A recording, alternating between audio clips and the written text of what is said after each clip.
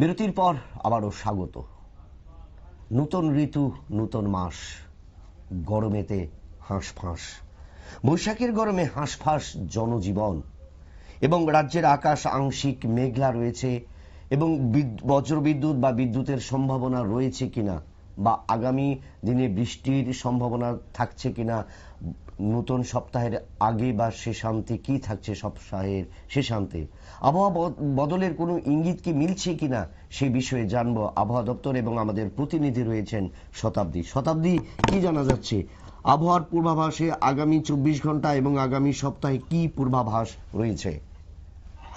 দেখো বিপ্লবদা, আজ শুক্রবার এবং সকাল থেকে যে একটা পরিস্থিতির সৃষ্টি হয়েছে গোটা রাজ্য জুড়ে আবহাওয়া, তাতে করে কিন্তু একটা অস্বস্তিকর ভাব বলা চলে।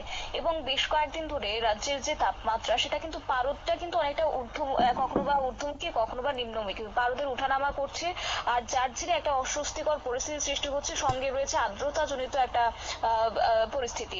আর যার কারণে রীতিমতো নাজেহাল অবস্থা যদি বলতে হয়, তাহলে দেখো আবহাওয়া দপ্তরের পক্ষ থেকে কিন্তু প্রত্যেক দিনই বলা হচ্ছে যে বৃষ্টি হতে পারে, এবং এই বৃষ্টি কোন কোন জেলার ক্ষেত্রে হবে সেটা কিন্তু স্পষ্ট বার্তা দিতে তারা পারছে না, যদিও স্পষ্টভাবে। কেননা বেশ কিছু ক্ষেত্রে আবহাওয়ার পরিবর্তন লক্ষ্য করা যাচ্ছে। কখনো কখনো বৃষ্টির ইঙ্গিত থাকলেও সেই অর্থে বৃষ্টি দেখা মিলছে না। আর এটা বিশেষ করে তখনই দেখা যাচ্ছে যে উল্টো চিত্র কোথাও বা গরম ঊর্ধ্বমুখী হয়ে যাচ্ছে।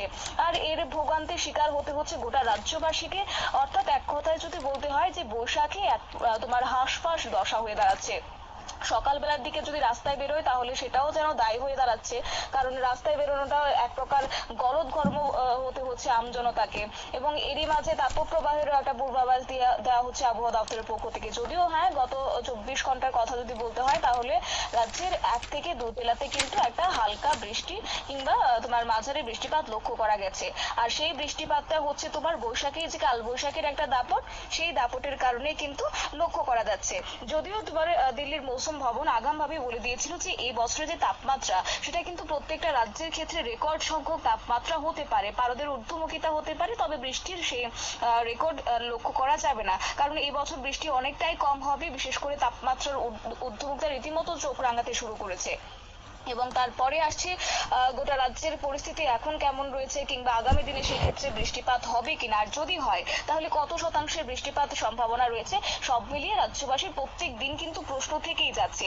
যদিও বা আবহাওয়া দপ্তরের, রাজ্যের আবহাওয়া দপ্তরের পক্ষ থেকে জানিয়ে দেওয়া হয়েছে যে শনিবার পর্যন্ত একটা অস্বস্তিকর আবহাওয়া বিরাজমান থাকবে। আর বিশেষ করে রাজ্যের 2-3 জেলাতে তাপপ্রবাহের একটা সম্ভাবনা রয়েছে। এবং সেই সঙ্গে শনিবারের দিনটা কেটে গেলে কিন্তু রবিবার থেকে একটা হঠাৎ করেই বদল হতে পারে আবহাওয়া। আজকের দিনে যদি কথা বলি, তাহলে দেখো রাজ্যের বেশ কয়েকটি জেলার ক্ষেত্রে কিন্তু তোমার মেঘলা আকাশ লক্ষ্য করা যাচ্ছে, আংশিক মেঘলা আকাশ। কিন্তু এই মেঘলা আকাশও কিন্তু মানে থাকছে না সারাটা দিন, কারণ বিশেষ করে কোথাও কোথাও তোমার মেঘলা আকাশ থাকলেও ক্ষণিকের মধ্যে সেটা বদলে গিয়ে একটা লক্ষ্য করা যাচ্ছে তোমার রোদের একটা চড়া রোদ। আর যার কারণে একদিকে তোমার রাজ্যবাসীকে তোমার ঘর থেকে বেরোনোর সময় ছাতা মাথায় নিয়ে বের হতে হচ্ছে, দ্বিতীয়ত হচ্ছে যে তোমার ভরসা রাখতে হচ্ছে ঠান্ডা পানীয়ের উপর, হয় তোমার আখের রস কিংবা লেবুর রস কিংবা ডাবের জল। বিশেষজ্ঞ চিকিৎসকরা কিন্তু একইভাবে সেই পরামর্শ দিচ্ছেন যে এই সময়টাতে অন্তত ডিহাইড্রেশন যেন না হয়, তাই প্রত্যেকে যেন ঠান্ডা পানীয় পান করেন, এই কথাই কিন্তু তোমার বিশেষজ্ঞ চিকিৎসকরা কিন্তু তারা জানাচ্ছেন। যদিও বা সেক্ষেত্রে বৃষ্টির সম্ভাবনার কথা যদি বলি, তাহলে হ্যাঁ, ঝড় বিদ্যুৎ সহ বজ্রবিদ্যুৎ সহ ঝড় বৃষ্টির একটা সম্ভাবনা রয়েছে। তবে সেটা গোটা রাজ্যের ক্ষেত্রে নয়, অর্থাৎ তোমার রাজ্যের 1 থেকে 2 জেলাতে হতে পারে। শনিবার সন্ধ্যা থেকে একটা বিক্ষিপ্তভাবে পশ্চিমের জেলার ক্ষেত্রে ঝড় বৃষ্টি শুরু হতে পারে। আর সেটা মাঝারি বৃষ্টিপাত হতে পারে বলে কিন্তু আবহাওয়া দপ্তরের পক্ষ থেকে জানিয়ে দেওয়া হয়েছে। অন্যদিকে রবিবার কিন্তু ফের একটা বজ্রবিদ্যুৎ সহ ঝড় বৃষ্টির আশঙ্কা থেকে যাচ্ছে, সেটা উড়িয়ে দেওয়া যাচ্ছে না। ইতিমধ্যে আবহাওয়া দপ্তরের পক্ষ থেকে সেই নিয়ে হলুদ সতর্কবার্তা জারি করে দেওয়া হয়েছে। কিন্তু এই প্রভাবটা কেন পড়ছে সেটাও তো একটা প্রশ্ন। তাহলে জানিয়ে রাখি যে আবহাওয়া দপ্তরের পক্ষ থেকে যে বিষয়ে বলা হচ্ছে যে উত্তর বাংলাদেশ এবং তোমার উত্তর পূর্ব অসম, এই যে রাজ্যটা, সেখানে কিন্তু বিশেষ করে ঘূর্ণাবর্ত এবং পাশাপাশি পাশাপাশি তোমার উত্তর বাংলাদেশ থেকে উত্তর উড়িষ্যা পর্যন্ত একটা নিম্নচাপ অক্ষরেখা গিয়েছে, আর যা কিনা তোমার গাঙ্গেয় পশ্চিমবঙ্গের উপর বিশেষ করে বিস্তৃত হচ্ছে এর প্রভাব। আর এর প্রভাবে সপ্তাহান্তে একটা বদল হতে পারে, বিশেষ করে একাধিক রাজ্যের ক্ষেত্রে সেই প্রভাবটা পড়তে পারে। আমাদের রাজ্যের ক্ষেত্রে যদি পড়ে তাহলে সেটা পরোক্ষভাবে পড়বে, আর যার কারণে মেঘলা আকাশটাই কিন্তু লক্ষ্য করা যাবে। এবং সেক্ষেত্রে বজ্রবিদ্যুৎ সহ যে ঝড় বৃষ্টির কথা বলছিলাম সেটা কিন্তু অবশ্যই রয়েছে আবহাওয়া দপ্তরের পক্ষ থেকে ইঙ্গিত, সেটা সঙ্গে তোমার তাপমাত্রাও একটা ঊর্ধ্বমুখী হবে। এবং thunderstorm with lightning is very likely to অ্যাকিউর 1 or 2 place, যদিও সেখানে বলা হচ্ছে যে তোমার ঊনকোটি এবং ধলাই পাশাপাশি খোয়াই এবং ওয়েস্ট ডিস্ট্রিক্টের ক্ষেত্রেও রয়েছে তোমার সতর্কবার্তা, তবে সেটা খুব একটা বেশি নয়। ঊনকোটির ক্ষেত্রে এবং ধলাইয়ের ক্ষেত্রে কিন্তু বিশেষ করে সতর্কবার্তা রয়েছে, নর্থের দিকে একটা সতর্কবার্তা রয়েছে, বৃষ্টি হতে পারে, তবে সারাটা দিন না হলেও সেটা তোমার রাতের দিকে বৃষ্টিটা একটা মানে সম্ভাবনাটা বেশি থাকছে বলেও কিন্তু আবহাওয়া দপ্তরের পক্ষ থেকে জানিয়ে দেওয়া হয়েছে। অন্যদিকে তাপমাত্রা যদি বলতে হয় আগামী দিনে কতটা থাকবে, দেখো আমি শুরুতেই বলেছিলাম যে পারদ কিন্তু প্রত্যেকটা দিন ঊর্ধ্বমুখী যেমন হচ্ছে, কোথাও বা কোথাও লক্ষ্য করা যাচ্ছে যে মানে আবহাওয়ার একটা ভোর বদল যখন হচ্ছে তখনই কিন্তু তাপমাত্রা অনেকটা নিচে নেমে যাচ্ছে। এই যে পারদের ওঠানামা সেটাকে কেন্দ্র করে কিন্তু আগামী দিনে তাপমাত্রা বলতে হয় তোমার 35°C কিংবা তার একটু বেশি হতে পারে, যদিও সেখানে আবহাওয়া দপ্তর স্পষ্টভাবে যেটা বলেছে যে আগামী 24 ঘন্টাতে তাপমাত্রা 35.0°C থাকবে, আর সর্বনিম্ন তাপমাত্রা থাকবে 27.0°C। অন্যদিকে আর্দ্রতার কথা যদি বলতে হয়, আর্দ্রতাও প্রায় তোমার সেখানে 91% ম্যাক্সিমাম আর্দ্রতা থাকতে পারে বলে কিন্তু আবহাওয়া দপ্তরের পক্ষ থেকে জানিয়ে দেওয়া হয়েছে। আর সর্বনিম্ন যেটা আর্দ্রতার পরিমাণ সেটা হচ্ছে 63%।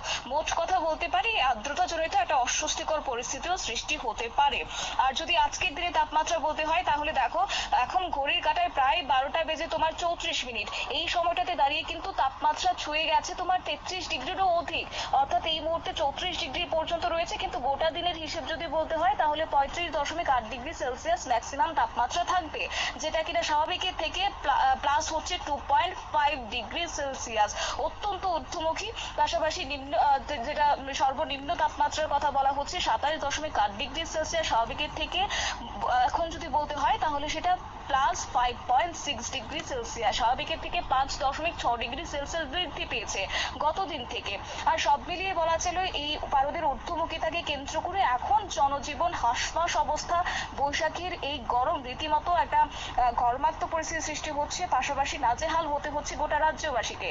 আর সেই সঙ্গে বৃষ্টিপাতের পরিমাণ 24 ঘন্টাতে সেই অর্থে লক্ষ্য করা না গেলেও সিজনাল যেটা রেইনফল তোমার 101.9 লক্ষ্য করা যাচ্ছে সিজনাল রেইনফল। আর যদিও সেটা কিন্তু আবহাওয়া দপ্তরের পক্ষ থেকে ঘাটতি রেইনফলই কিন্তু বলা হচ্ছে, এবং সেই সঙ্গে তার আবহাওয়াবিদদের ভাষায় সেটাকে ঘাটতি বলা হয়ে থাকে। বিশেষ করে কোথাও কোথাও তোমার এখন যদি ওয়েস্ট ডিস্ট্রিক্টের ওয়েস্ট ত্রিপুরার ক্ষেত্রে বলতে হয় তাহলে সেখানে তাপমাত্রা যেটা বলছিলাম আমি 35.8°C এবং ঊর্ধ্বমুখিতা, আর যেটা স্বাভাবিকের থেকে নিম্নমুখী যেটা রয়েছে 27.8°C।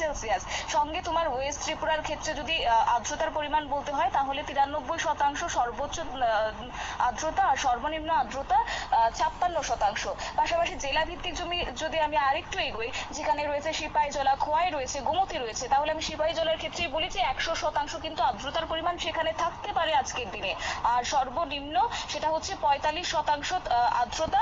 পাশাপাশি খোয়াইয়ের ক্ষেত্রে 99% সর্বোচ্চ এবং সর্বনিম্ন 65%। এছাড়াও গোমতীর ক্ষেত্রে যদি বলতে হয় তাহলে সেখানেও 100%। এছাড়া নর্থ ত্রিপুরা, পাশাপাশি সাউথ ত্রিপুরা, এই 3 জেলার ক্ষেত্রে কিন্তু 100% রয়েছে তোমার আর্দ্রতার পরিমাণ। ভাবতেই পারছো কতটা একটা মানে অস্বস্তিজনক পরিস্থিতি সৃষ্টি হচ্ছে।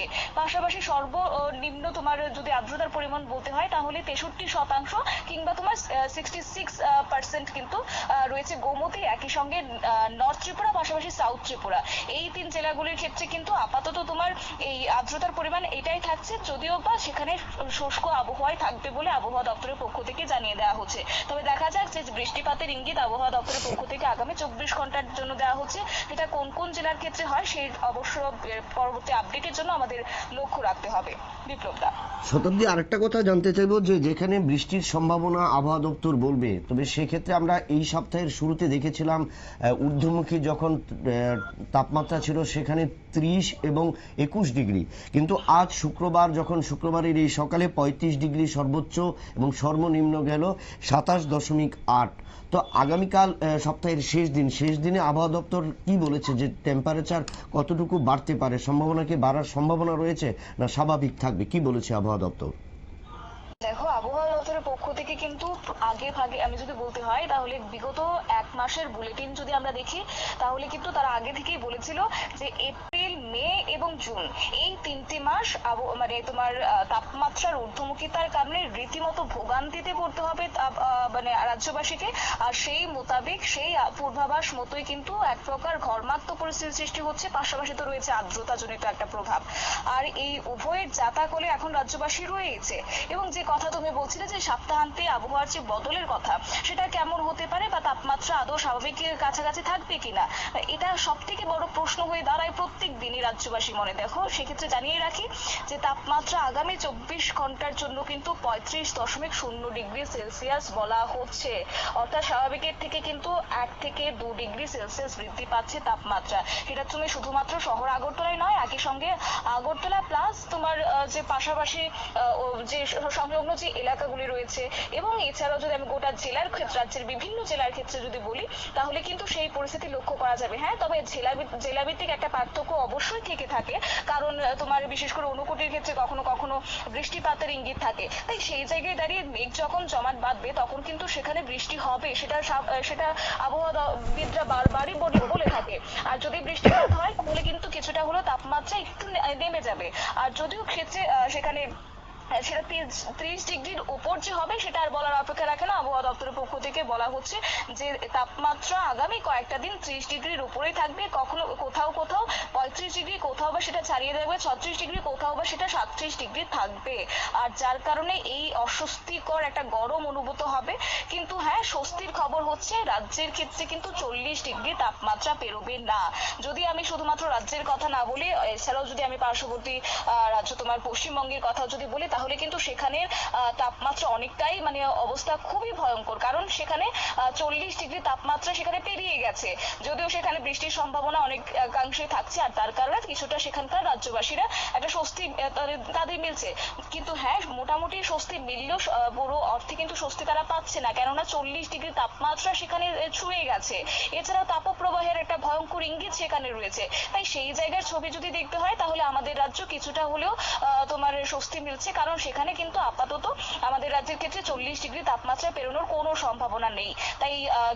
তাই সেক্ষেত্রে আপাতত 37 কিংবা 38 এতটুকুর মধ্যে সীমাবদ্ধ থাকতে পারে আবহাওয়া দপ্তরের পক্ষ থেকে যে ইঙ্গিত দেওয়া হচ্ছে। তবে হ্যাঁ, বৃষ্টির ইঙ্গিত যেটা বলছিলাম, আবারও বলছি যে সপ্তাহান্তে বৃষ্টির ইঙ্গিত অবশ্যই রয়েছে, কিন্তু সেই বৃষ্টি হতে পারে রাজ্যের 1 থেকে 2 জেলাতে। গোটা রাজ্য জুড়ে যে বৃষ্টি হবে সেই ইঙ্গিত কিন্তু আবহাওয়া দপ্তরের পক্ষ থেকে এখনো দেওয়া হচ্ছে না। যদি দেওয়া হয় তাহলে আমরা অবশ্যই নজর রাখছি, অবশ্যই পরবর্তী আপডেটে আমরা তুলে ধরার চেষ্টা করব। বিপ্লব দা, ধন্যবাদ। শতাব্দী, আমরা শুনলাম আবহাওয়া দপ্তর যে শোনালো, আশার বাণী শোনালো যে মেঘ বৃষ্টির লুকোচুরি খেলার মাঝেই কিন্তু স্বস্তির নিঃশ্বাস ফেলবে সাময়িক বৃষ্টিতে। তবে কোন কোন জেলায় হবে সে বিষয়ে কিন্তু এখনো স্পষ্ট কোনো স্পষ্টীকরণ দেয়নি হাওয়া দপ্তর বা আবহাওয়া দপ্তর। আবার নিয়ে নিচ্ছে একটা ছোট্ট বিজ্ঞাপন বিরতির, সঙ্গে থাকুন নিউজ ভ্যানগার্ড।